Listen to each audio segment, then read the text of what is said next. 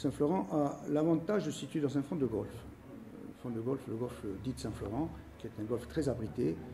Ça veut dire aussi qu'on peut utiliser son bateau pratiquement pas tout le temps, sans sortir trop à l'extérieur.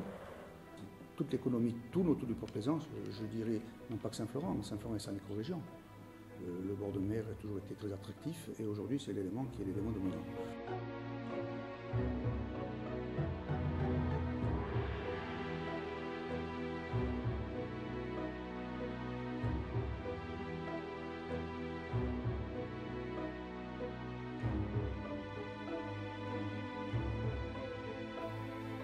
Saint-Florent se doit connecter à tous les ports de plaisance corse, il y en a une bonne quinzaine, partant d'Ajaccio à Machinage.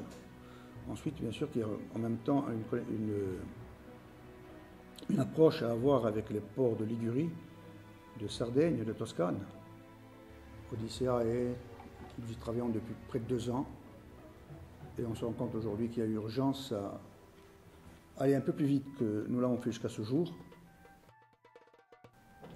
La capitainerie et l'office tourisme doivent obligatoirement travailler en osmose.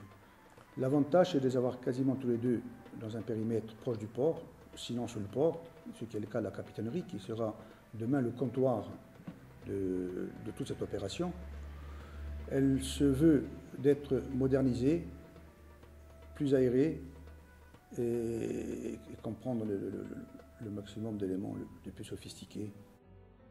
Le conservatoire du littoral s'est porté à cœur depuis près de 30 ans, était sensible au fait que les agréates se devaient d'être protégés. Je pense même que c'est le président François Jacob qui est à l'origine d'une telle démarche.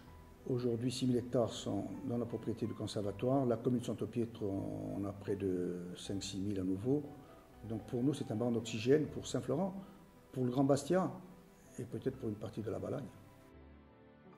Il faut savoir que les plaisanciers débarquent à Coston, au port de Saint-Florent. Le port est situé au cœur même du village. La place centrale est bordée par le port de plaisance.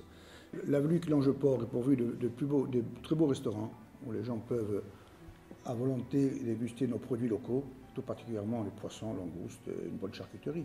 Tout ceci arrosé des vins du terroir, patrimoine.